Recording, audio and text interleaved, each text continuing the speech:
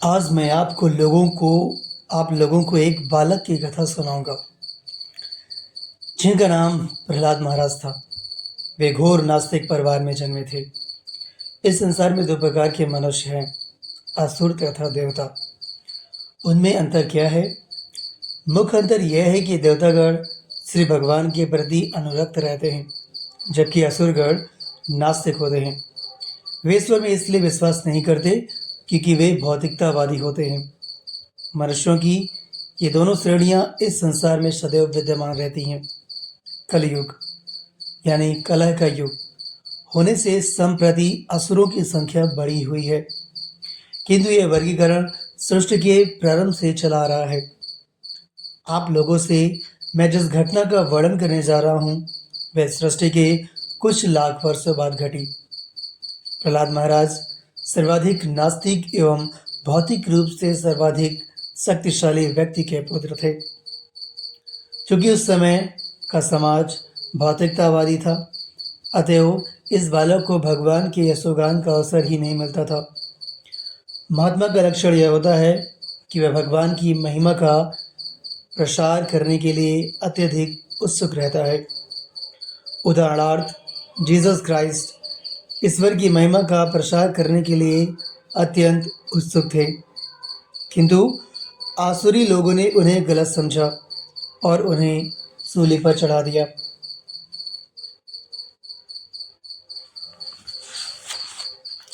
जब प्रहलाद महाराज 5 वर्ष के बालक थे तो उन्हें पाठशाला भेजा गया। जैसे ही मनोरंजन का अंतराल आता और शिक्षक बाहर चले जाते, वे अपने मित्रों से कहते, मित्रों आओ हम कृष्ण भावनामृत के विषय में चर्चा करें। यह दृश्य श्रीमद् भागवतम के सप्तम स्कंद के 6वें अध्याय में वर्णित है। भक्त प्रहलाद कहते हैं, मित्रों, ये बाल्यावस्था ही कृष्ण भावनामृत अनुशीलन करने का उचित समय है। और उनके बाल मित्र उत्तर देते हैं, ओह हम तो खेलेंगे, हम कृष्ण भावनामृत क्यों ग्रहण करें? प्रत्युत्तर में प्रहलाद महाराज कहते हैं, यदि तुम लोग बुद्धिमान हो तो बाल्यावस्था से ही भागवत धर्म प्रारंभ करो। श्रीमद् भागवतम भागवत धर्म प्रस्तुत करता है, अर्थात ये ईश्वर विषयक वैज्ञानिक ज्ञान तक ले जाता है। भागवत का अर्थ है पूर्ण पुरुषोत्तम भगवान और धर्म का अर्थ है विधि विधान। ये मानव जीवन अति दुर्लभ है, ये एक महान सुयोग है। इसीलिए भक्त प्रहलाद कहते हैं, मित्रों, तुम लोग सब मनुष्यों के रूप में उत्पन्न हुए हो, अतः तुम्हारा यह मनुष्य शरीर क्षणभंगुर होते हुए भी महानतम सुयोग है। कोई भी व्यक्ति अपनी जीवन अवधि नहीं जानता।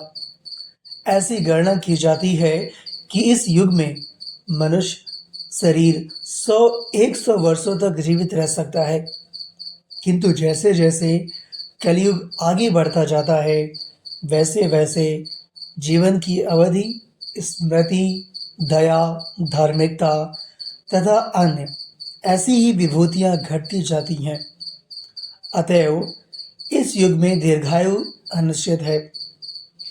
यद्यपि मनुष्य का स्वरूप क्षणिक है, फिर भी इसी मनुष्य रूप में आप जीवन की सर्वोच्च सिद्धि प्राप्त कर सकते हैं। वह सिद्धि क्या है? सर्वव्यापक भगवान को जान लेना।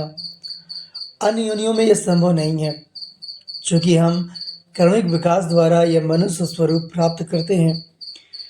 इसलिए यह दुर्लभ अवसर है। प्रकृति के नियम अनुसार आपको अंततः मनुष्य शरीर दिया जाता है, जिससे आप आध्यात्मिक जीवन को प्राप्त करके भगवत धाम वापस जा सके।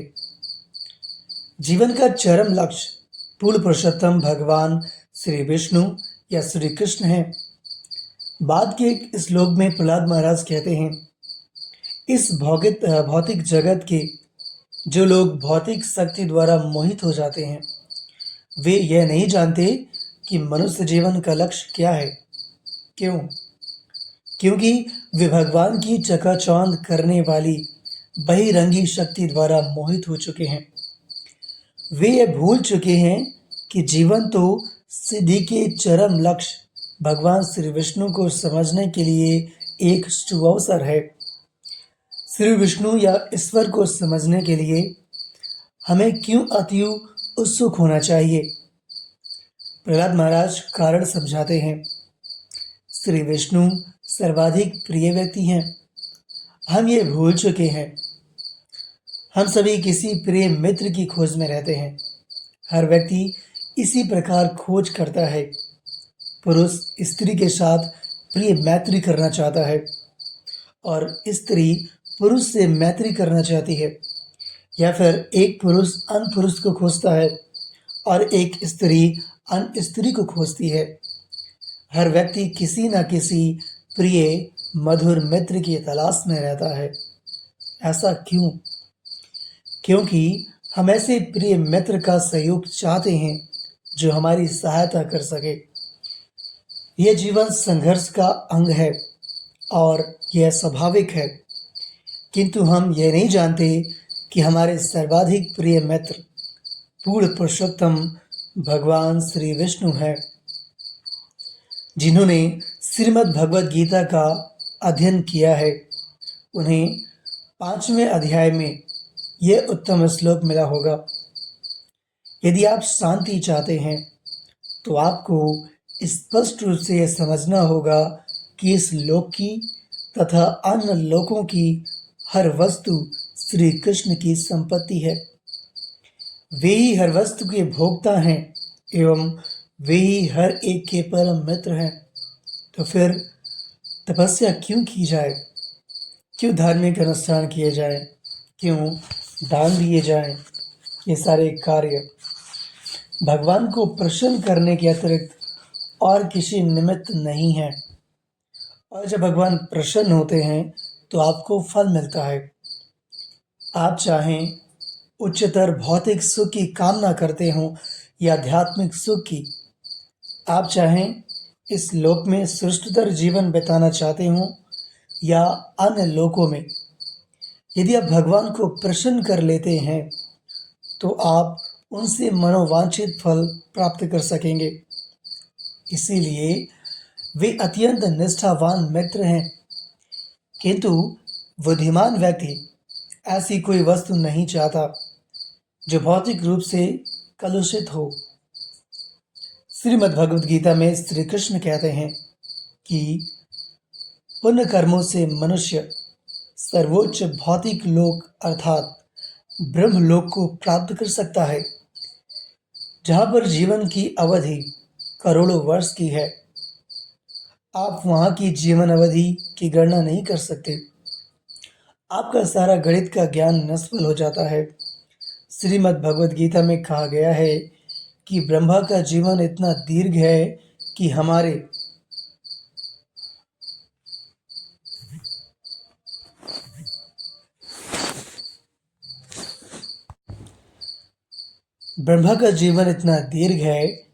हमारे 4 अरब 32 करोड़ वर्ष उनके 12 घंटों के तुल्य हैं। श्री कृष्ण कहते हैं, तुम चींटी से लेकर ब्रह्मा तक कोई भी पद इच्छा अनुसार प्राप्त कर सकते हो, पर वहाँ भी जन्म मरण की पुनरावृत्ति होगी। किंतु यदि तुम कृष्ण भावनामृत का अभ्यास करके मेरे पास आते हो तो तुम्हें इस कष्टप्रद भौतिक जगत में पुनः नहीं आना होगा। प्रहलाद महाराज यही बात कहते हैं। हमें अपने सर्वाधिक प्रिय मित्र परम भगवान श्री कृष्ण की खोज करनी चाहिए। वे हमारे सर्वाधिक प्रिय मित्र क्यों हैं? वे स्वाभाविक रूप से प्रिय हैं। क्या आपने कभी विचार किया है कि आप किसे सर्वाधिक प्रिय वस्तु मानते हैं? आप स्वयं ही वह सर्वाधिक प्रिय वस्तु हैं। उदाहरणतः मैं यहाँ बैठा हूँ, किंतु यदि आग लगने की चेतावनी दी जाए तो मैं तुरंत अपनी रक्षा के विषय में सोचूंगा। मैं सर्वप्रथम सोचूंगा कि मैं अपने आप को किस तरह बचा सकता हूँ। तब हम अपने मित्रों और अपने संबंधियों तक को भूल जाते हैं और यही भाव रहता है कि सर्वप्रथम मैं अपने को बचा लूं। आत्मरक्षा प्रकृति का सर्वप्रथम नियम है। स्थूल दृष्टिकोण से आत्मा स्वयं शब्द का अर्थ शरीर है, किंतु सूक्ष्म अर्थ में मन या बुद्धि ही आत्मा है और वस्तुतः आत्मा का अर्थ आत्मा ही है। स्थूल अवस्था में हम अपने शरीर की रक्षा करने तथा उसे तुष्ट करने में अत्यधिक रुचि लेते हैं, किंतु सूक्ष्मतर अवस्था में हम मन तथा बुद्धि को तुष्ट करने में रुचि लेते हैं, किंतु मानसिक तथा बौद्धिक स्तर के ऊपर जहाँ का वातावरण आध्यात्मिकृत है, हम ये समझ सकते हैं कि अहम ब्रह्मास्मि, अर्थात मैं यह मन, बुद्धि या शरीर नहीं हूँ, मैं तो आत्मा हूँ, श्री भगवान का भिन्नांश। यही है वास्तविक समझ या ज्ञान का स्तर या पद। प्रहलाद महाराज कहते हैं कि समस्त जीवों में से श्री विष्णु परम हितैषी हैं, इसलिए हम सभी उनकी खोज में लगे हैं। जब बालक रोता है तो वह क्या चाहता है? अपनी माता, किंतु उसे व्यक्त करने के लिए उसके पास कोई भाषा नहीं होती। स्वभावतः उसके पास उसका शरीर है जो उसकी माता के शरीर से उत्पन्न होता है, अतएव अपनी माता के शरीर से उसका घनिष्ठ संबंध होता है। बालक अन्य किसी स्त्री को नहीं चाहेगा। बालक रोता है, किंतु जब स्त्री जो बालक की माँ होती है आती है और उसे गोद में उठा लेती है तो वह बालक शांत हो जाता है। ये सब व्यक्त करने के लिए उसके पास कोई भाषा नहीं होती, किंतु अपनी माता से उसका संबंध प्रकृति का नियम है। इसी तरह हम स्वाभाविक रूप से शरीर की रक्षा करना चाहते हैं। ये आत्म संरक्षण है, ये जीव का प्राकृतिक नियम है। इस प्रकार भोजन करना एक प्राकृतिक नियम है और सोना भी प्राकृतिक नियम है।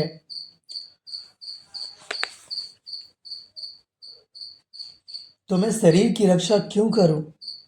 क्योंकि इस शरीर के भीतर आत्मा है। ये आत्मा क्या है? ये आत्मा भगवान का अंश है।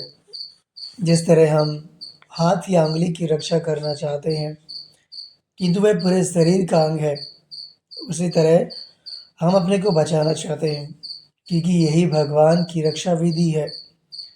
भगवान को रक्षा की आवश्यकता नहीं होती, किंतु यह तो उनके प्रति हमारे प्रेम की अभिव्यक्ति है, जो अब विकृत हो चुकी है। अंगुली तथा हाथ सारे शरीर के हितार्थ काम करने के लिए हैं। जैसे ही मैं चाहता हूँ कि मेरा हाथ यहाँ आए तो वह तुरंत आ जाता है, और जैसे ही मैं चाहता हूँ कि अंगुली मृदंग बजाए वह बजाने लगती है। ये प्राकृतिक स्थिति है। इसी तरह हम अपनी शक्ति को भगवान की सेवा में लगाने के लिए उनकी खोज करते हैं, किंतु माया शक्ति के प्रभाव के कारण हम इसे जान नहीं पाते। यही हमारी भूल है। मनुष्य जीवन में हमें यह सुयोग मिला है कि हम अपनी वास्तविक स्थिति को समझें। क्योंकि आप सभी मनुष्य हैं, इसीलिए आप सभी कृष्ण भावनामृत सीखने यहाँ आए हैं, जो कि आपके जीवन का वास्तविक लक्ष्य है। मैं कुत्ते बिल्लियों को यहाँ बैठने के लिए आमंत्रित नहीं कर सकता। यही अंतर है मनुष्यों तथा कुत्ते बिल्लियों में। मनुष्य जीवन के वास्तविक लक्ष्य को प्राप्त करने की आवश्यकता को समझ सकता है, किंतु यदि वह इस सुअवसर को खो देता है तो इसे महान अनर्थ समझना चाहिए। प्रहलाद महाराज कहते हैं, ईश्वर सर्वाधिक प्रिय व्यक्ति है, हमें उनकी खोज करनी चाहिए। तब जीवन की भौतिक आवश्यकताओं के विषय में क्या होगा? प्रहलाद महाराज उत्तर देते हैं, तुम लोग इंद्रिय तृप्ति के प्रति आसक्त हो, किंतु इंद्रिय तृप्ति तो इस शरीर के संसर्ग से स्वतः ही प्राप्त हो जाती है, किंतु चूंकि सुगर को एक विशेष प्रकार का शरीर मिला है, अतएव उसकी इंद्रिय तृप्ति मल भक्षण से होती है, जो आप सबों के लिए सबसे घृणित वस्तु है। मल त्याग करने के बाद दुर्गंध से बचने के लिए आप तत्काल स्थान त्याग देते हैं, लेकिन सूकर प्रतीक्षा करता रहता है। जैसे ही आप मल त्यागेंगे, वह तुरंत उसका आनंद उठाता है। अतएव शरीर के विविध प्रकारों के अनुसार इंद्रिय तृप्ति भिन्न भिन्न प्रकार की होती है। इंद्रिय तृप्ति प्रत्येक देहधारी को प्राप्त होती है। ऐसा कभी मत सोचें कि मल खाने वाले सूकर दुखी हैं। नहीं, वे मल भक्षण कर मोटा हो रहे हैं, वे अत्यंत सुखी हैं। दूसरा उदाहरण ऊंट का है। ऊंट कटीली झाड़ियों के प्रति आसक्त होता है, किंतु जब वह कटीली झाड़ियाँ खाता है तो झाड़ियाँ उसकी जीभ को काट देती हैं, जिससे रक्त चूने लगता है और वह अपने ही रक्त का आस्वादन करता है। तब वह सोचता है, मैं आनंद पा रहा हूँ। यह इंद्रिय तृप्ति है। यौन जीवन भी ऐसा ही है। हम अपने ही रक्त का आस्वादन करते हैं और सोचते हैं कि हम आनंद लूट रहे हैं। यही हमारी मूर्खता है।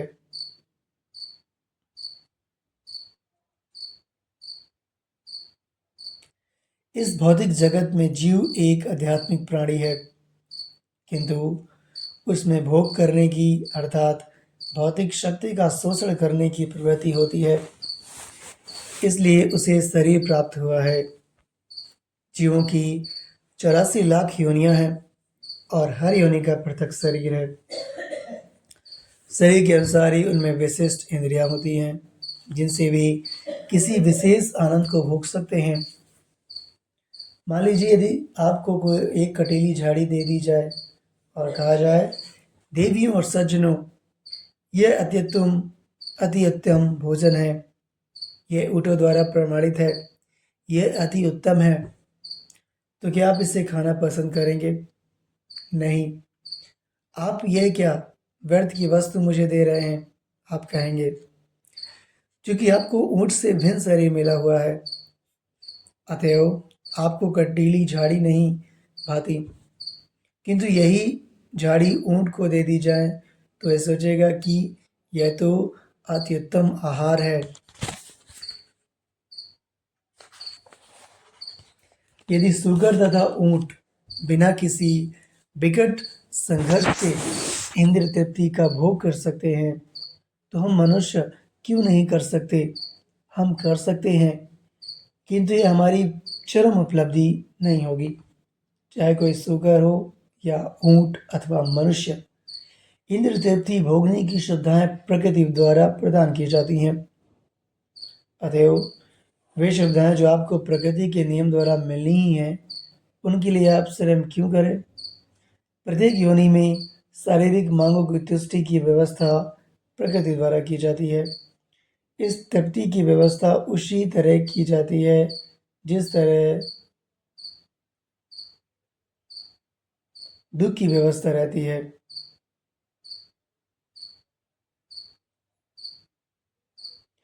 क्या आप चाहेंगे कि आपको ज्वर चढ़े? नहीं। ज्वर क्यों चढ़ता है मैं नहीं जानता, किंतु यह चढ़ता ही है ना? क्या आप इसके लिए प्रयास करते हैं? नहीं। तो यह चढ़ता कैसे है? प्रकृति से। यही एकमात्र उत्तर है।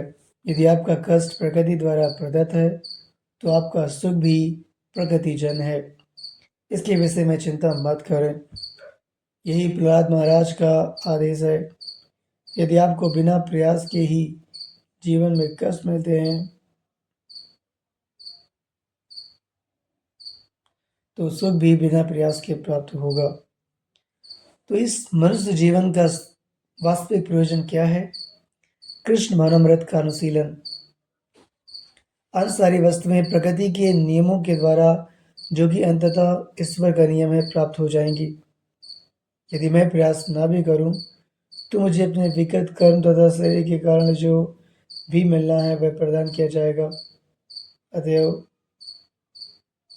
आपकी मुख्य चिंता मनुष्य जीवन के उच्चतर लक्ष्य को खोज निकालने की होनी चाहिए।